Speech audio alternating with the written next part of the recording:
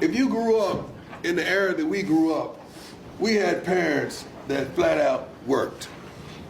Our work ethic we inherited from our parents because it's something that we've seen. We can't recall our parents taking a day off. They worked. They provided, they sacrificed, they did what they had to do for us tremendously. Because some of you think you're working, but you ain't. But based on how you grew up and what you've seen your father or your uncle or your mother or your guardians do, you think you put in some work. But based on how we came up, you ain't busting a grape. You got to understand, we come from a generation. Am I right or wrong, Mr. Sapp? Yes, sir. We don't remember our parents taking a day off work. I can't remember my mama sitting at home laying in the bed because she tired, or she's sick, or she's experiencing some drama for my father and she want to have a pity party. I don't recall that. I can't recant that whatsoever. All I know is I saw a mama breaking her back so ends would see each other because they never met. That's work. So my expectation of work is totally different than what you think work is. Because the delusion that I'm seeing every day, y'all giving yourself something that you didn't earn, that don't even show up on tape, that don't even register, it's no way we're that delusional. Unless your thought process is skewed. Let's go to work today for real. Work your ass off. There is no magic bill. When I went to America, I went to college, I went and worked out 5 hours a day, and I was working on construction. So I did all of that. There was not one single minute that I wasted. And this is why I'm standing here today.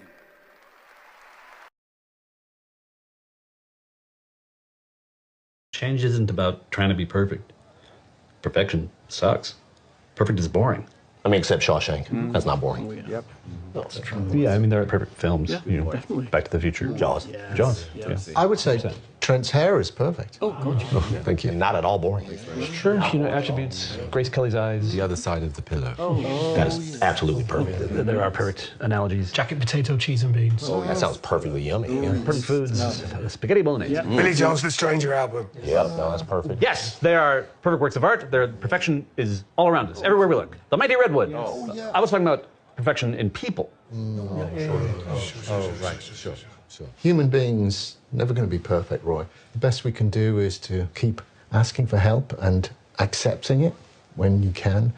And if you keep on doing that, you'll always be moving towards better.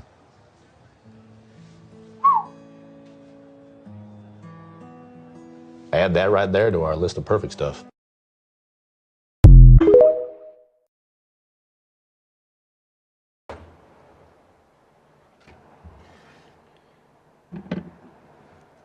Okay, y'all ready for a lecture?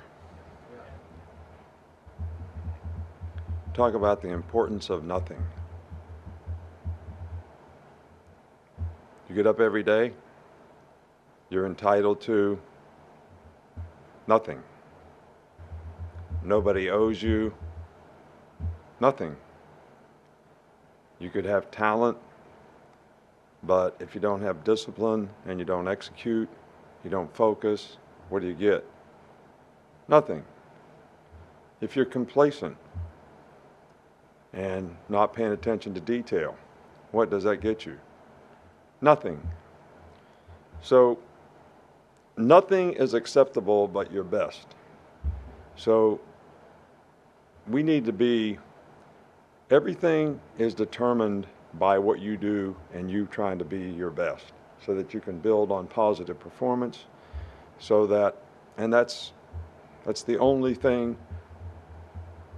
there should be nothing else, all right, but that, you know, for everybody. So that's what we have to stay focused on. That's what we need to do. And, you know, we got rained out today, so we had to go inside.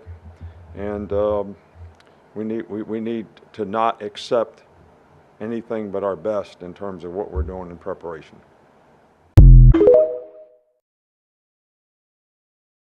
78% of the people in America hate their jobs. Hate their job. I mean, think about that. That is depressing. That 78% hate their jobs because they got into their job not really having a plan. This is like a pilot stepping into the most sophisticated airplane in the world and flying around and not knowing where to go. You have to know where you're going. Every weight I lifted, every set that I did, every time I went to the gym, it was for the specific reason to move me closer and closer to turn that goal, that vision into reality. Why do people shy away from big goals?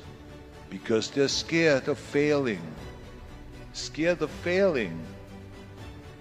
Let me remind you that everyone fails. When you read Michael Jordan's book, he talks about it, how many thousands of shots he missed and failed, how many playoff games he lost, how many mistakes he made. I may fail. After 3 times trying, maybe I make it. But every single time I will get up. Losers stay down, but winners get up, and they get up, and they get up, and they get up, and they get up. That is the bottom line. When I realized, man, if I want to be good, I gotta wake up in the morning, I gotta do the extra work, and I gotta show up when other guys aren't, and I've got to learn, I've got to continue to be open to learning. You know, I would complain all the time that the guys ahead of me were getting more opportunity than I was. There was a certain amount of repetitions in practice. The starter would get 20, the backup would get 10, and I would get 2. And I'd go in and I'd say, well, how can I ever get better? All these guys get all the reps and I only get 2. And he said, just go in there and focus with the 2 that you got and make them as perfect as you possibly can. So I said, okay. So that's what I did. They'd put me in for those 2. Man, I'd sprint in there like it was Super Bowl 49. And I did really well with those 2 because I brought enthusiasm, I brought some energy, and I had a little more confidence in myself. And it went from 2 reps to getting 4 reps because those 2 were pretty good. Then I had 4 good reps. Then I got 10 good reps. And before you knew it, through this new attitude, through this new shift that Greg had said to me, you know, focus on what you can control. Focus on what you're getting, not what anyone else is getting. Whenever you get an opportunity, you take advantage of it. You treat it like it's the Super Bowl. You treat it like it's game day. Go out there and treat practice like no one else does. And I did that every single day. And it was a lot. It was taxing on me. There was a lot of stress for me, even in high school. And I look back at those times, it wasn't probably like a typical college experience because I was really motivated to play, but I had to take it to a new level that the other guys wouldn't.